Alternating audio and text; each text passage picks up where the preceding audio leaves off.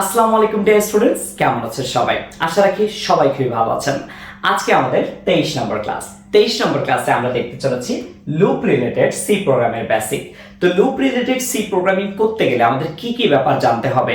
C programming আমরা অনেক এত যাবৎকালে শিখে ফেলেছি, কিন্তু লুপ রিলেটেডের ক্ষেত্রে একটু ব্যতিক্রম। তো সেই ব্যতিক্রম জিনিসটা কি আমরা আজকের ক্লাসে দেখার চেষ্টা করব। আগের ক্লাসগুলো যদি না দেখে থাকি অবশ্যই আগের ক্লাস দেখতে হবে, না হলে আমরা কিছুই বুঝবো না। তো আসেন আমরা দেখে ফেলি। আমরা মনে রাখবো সি প্রোগ্রামের ক্ষেত্রে এই লুপ হচ্ছে তিন ধরনের হয়ে থাকে। কয় ধরনের? তিন ধরনের। সো সেগুলো কি কি আমরা মনে রাখবো। একটি হচ্ছে ফর লুপ, একটি হচ্ছে হোয়াইল লুপ, একটি হচ্ছে ডু হোয়াইল লুপ। একটি হচ্ছে ফর লুপ, একটি হোয়াইল লুপ আর একটি ডু হোয়াইল লুপ। এইটা বাদেও আরেকটা জিনিস এক্সট্রা আছে, আমরা সেটা যদিও পরবর্তীতে শিখব। এই ডু হোয়াইলের মতোই মিল রেখে একটা স্টেটমেন্ট আছে যার নাম হচ্ছে গো টু স্টেটমেন্ট।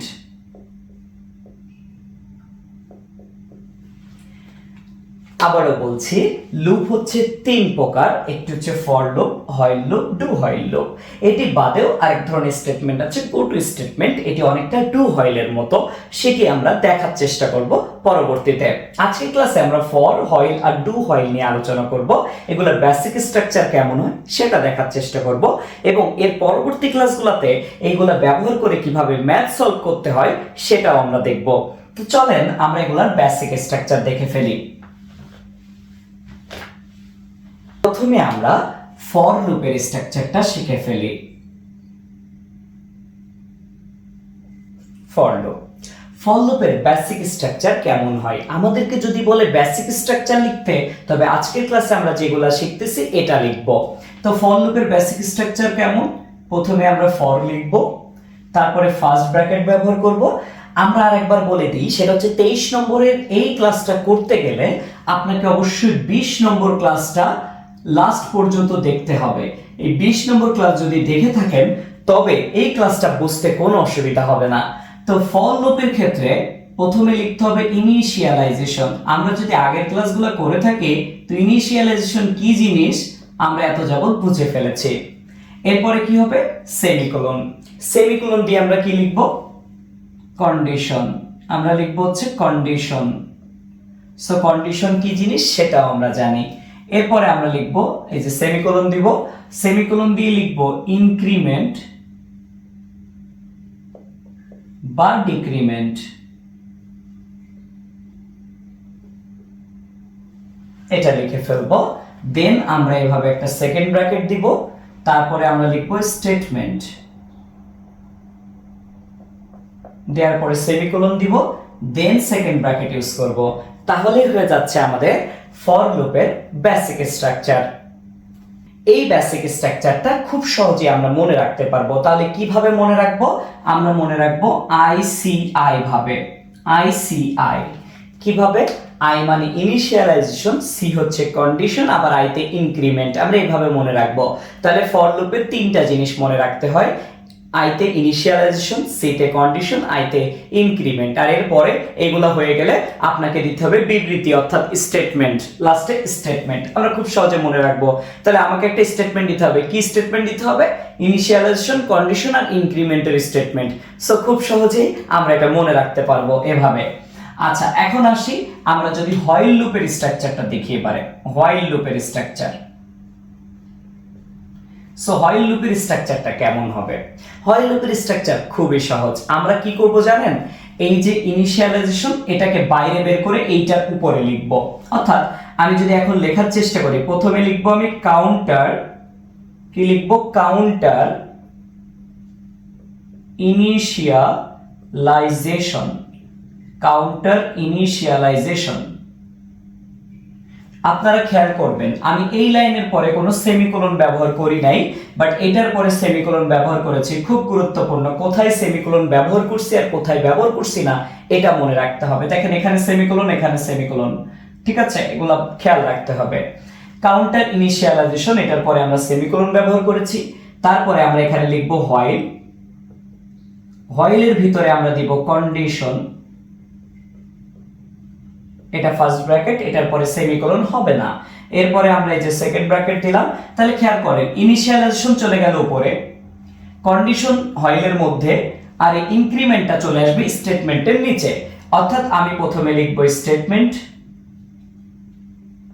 দেন এটা আমি এভাবে দিলাম সেমিকোলন, দেন আমি কি লিখব ইনক্রিমেন্ট বা ডিক্রিমেন্ট, দেন সেমিকোলন লিখব, দেন সেকেন্ড ব্র্যাকেট ব্যবহার করব। তাহলেই আমাদের হয়ে গেল হোয়াইল লুপের স্ট্রাকচার। আশা রাখি আমরা হোয়াইল লুপের স্ট্রাকচারটাও মুখস্থ করে ফেলতে পারবো খুব সহজেই। এখন আমরা আসি ডু হোয়াইল লুপের স্ট্রাকচারটা কেমন হবে। ডু হোয়াইল লুপের স্ট্রাকচারটা অনেকটা হোয়াইল লুপের মতোই, শুধু একটু পার্থক্য আছে হালকা। তো সেই পার্থক্যটা কি?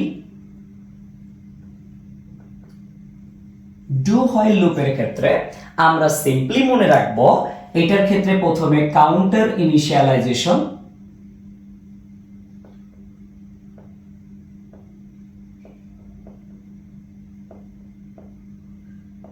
লিখলাম, দেন এই জায়গাটাতে ডু লিখলাম, হোয়াইলের জায়গায় ডু লিখলাম, দেন এখানে আমি সেকেন্ড ব্র্যাকেট, তারপরে স্টেটমেন্ট লিখলাম, দেন ইনক্রিমেন্ট বা ডিক্রিমেন্ট,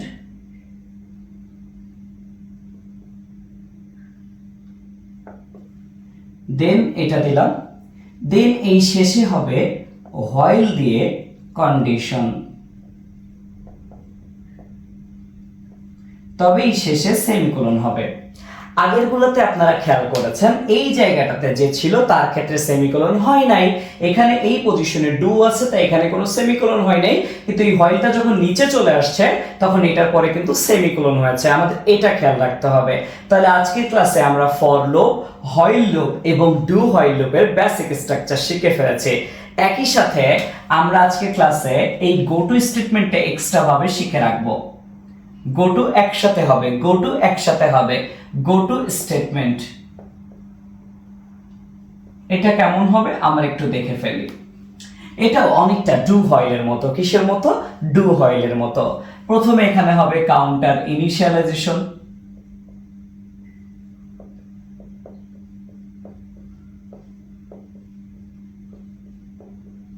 দেন সেমিকোলন, দেন এখানে ডু এর জায়গায় এই জায়গাটাতে আমরা লিখব লেভেল। কি লিখব?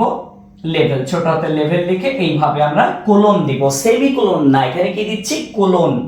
দুইটাই ডট ব্যবহার করছি, কোলন ব্যবহার করছি। এরপরে আমরা কি করব? এখানে আর এই সেকেন্ড ব্র্যাকেট ব্যবহার করার দরকার নেই, ডাইরেক্ট আপনি লিখে দিবেন স্টেটমেন্ট, তারপরে ইনক্রিমেন্ট বা ডিক্রিমেন্ট,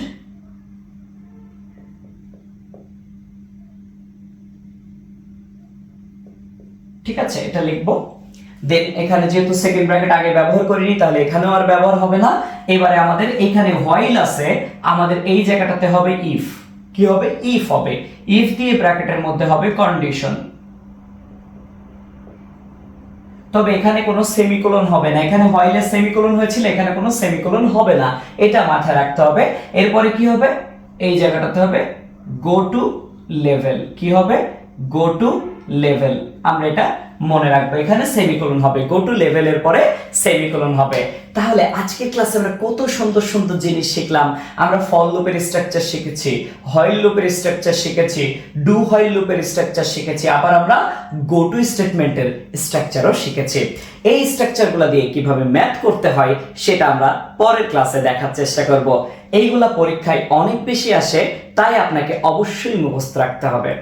সবাই সুস্থ থাকবেন, ভালো থাকবেন, দেখা হবে পরবর্তী ক্লাসে। আল্লাহ হাফেজ।